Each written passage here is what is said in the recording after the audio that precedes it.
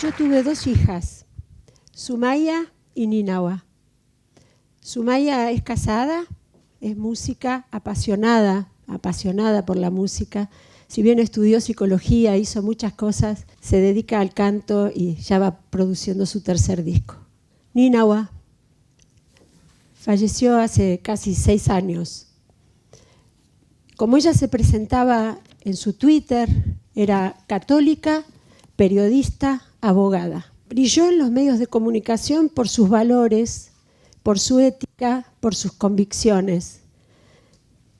Con solo 31 años y 8 o 9 años de carrera en los medios, dejó claro que la ética y los valores en la comunicación y en la vida humana eran fundamentales y actuó en consecuencia. Les doy un ejemplo. Le daban para leer en el noticiero alguna noticia que no era veraz, que ella sabía que no tenía una fuente veraz y no aceptaba leerla. Y la suspendieron varias veces y se quedó sin trabajar. Y cada vez que la llamaban, les decía, si me vuelven a hacer leer algo que saben que no es cierto, yo no voy a ser cómplice y no lo voy a leer y me vuelvo a ir. Porque todos sabemos que los espectadores quedan tendidos a los pies de los que están del otro lado del televisor. Y yo tengo que ser responsable con ellos. En otra oportunidad, en un programa que tenía un rating increíble porque estaba en 2 canales grandes de la televisión, quisieron mostrar una revista con Cristo en el prostíbulo. Y ella le advirtió a su compañero periodista muy conocido que si lo hacía se levantaba en vivo y lo dejaba solo. Por supuesto que no le creyeron. Y cuando vinieron de la pauta publicitaria, levantó la revista y ella le advirtió, adelante mío, nadie le falta el respeto a Jesús, y se levantó y se fue.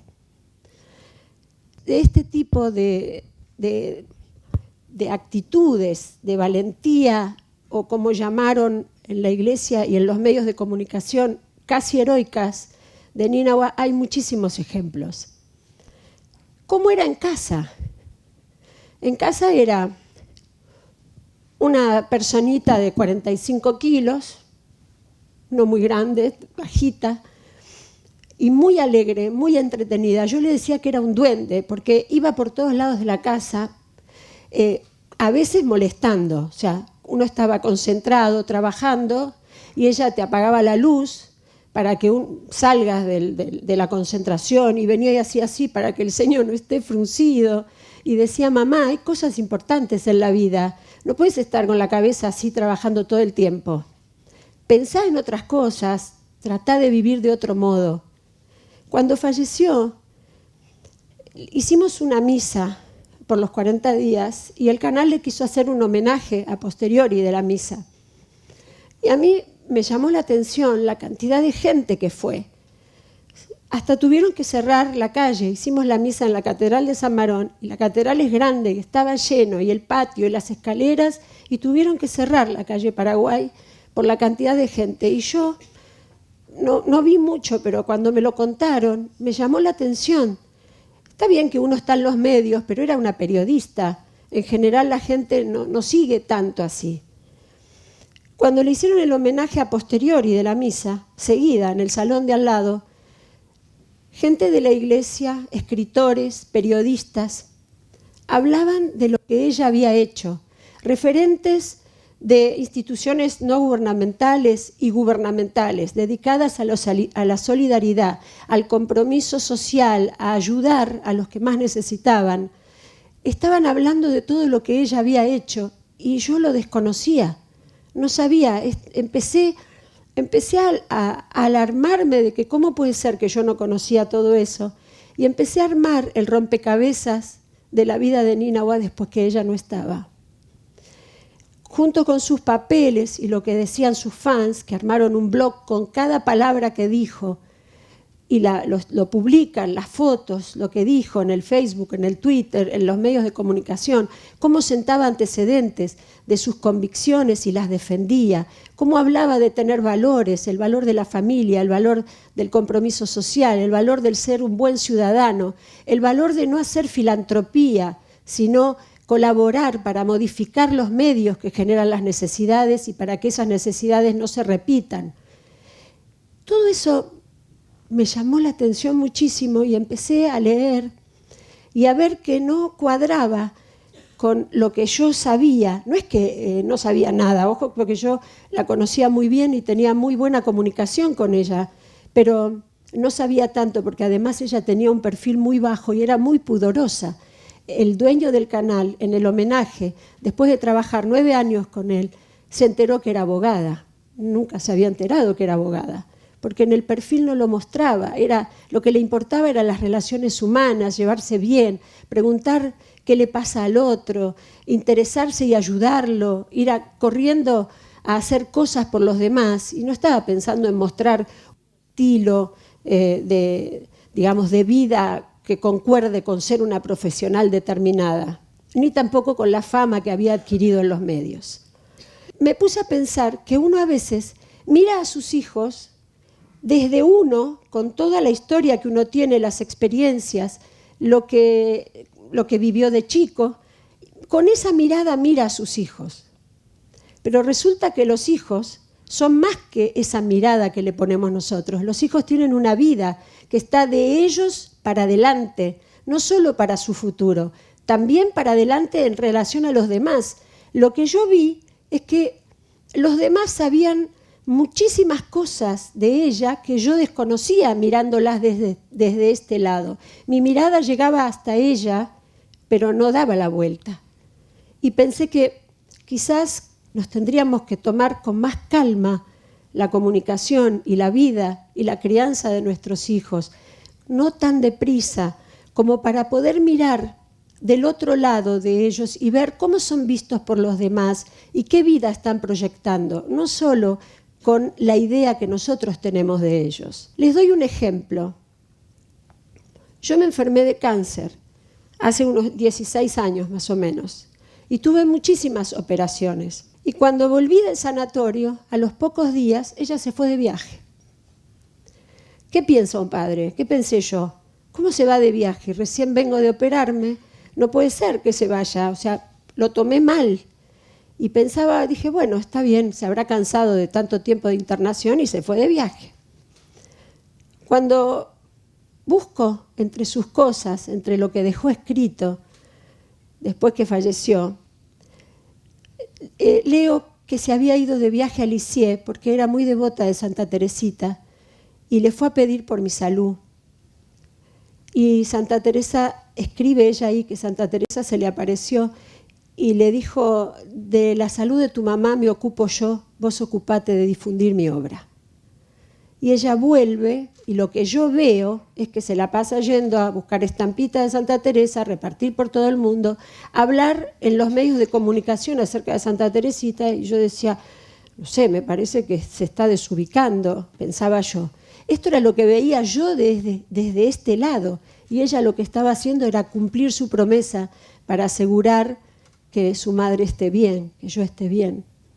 Cuando yo la invitaba a ayudarme en tareas domésticas, me decía, mamá, yo ya te ayudé bastante, te ayudé un montón y te estoy ayudando un montón, así que pedíle a mi hermana.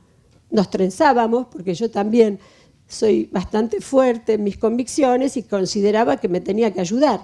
Y ella saltaba con estos argumentos que yo los tomaba como un escape a colaborar conmigo. Y en realidad me estaba diciendo cosas que eran valiosísimas. Hay muchas cosas más importantes. Vas a ver que con el tiempo te vas a dar cuenta que yo te ayudé y vas a ver que te vas a dar cuenta que te ayudé cuando no esté. También me lo dijo. Y por supuesto que ese día yo enfurecí más porque decía el argumento de ella cada vez es más complicado para no ayudar. Otro ejemplo es el tema de la solidaridad. Yo le decía, ¿en qué te gastás tu sueldo? Yo te pregunto a vos, me contestaba. Yo no te pregunto en qué te lo gastás. Bueno, le digo, pero no veo nada de tu sueldo. Sí, pero no tenés por qué verlo. En el homenaje, más o menos 5 o 6 instituciones, el Patronato de la Infancia, los comedores de ancianos, de niños, de la calle, etcétera, yendo a hablar de la ayuda de ella.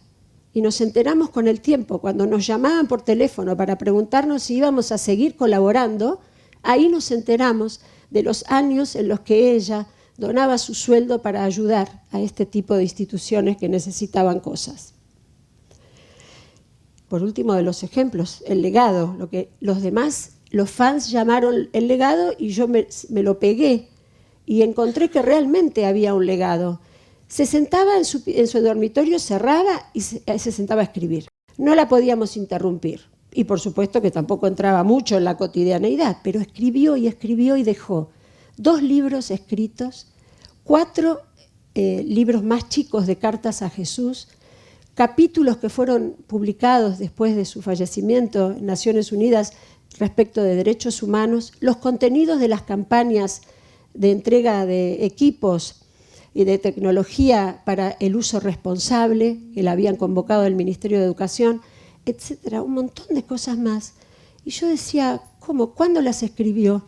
Y entre todos reconstruimos que las escribió cuando no dejaba que nadie la interrumpa. Entre esas cosas, un tiempo después que falleció, que yo no soportaba el dolor era demasiado grande.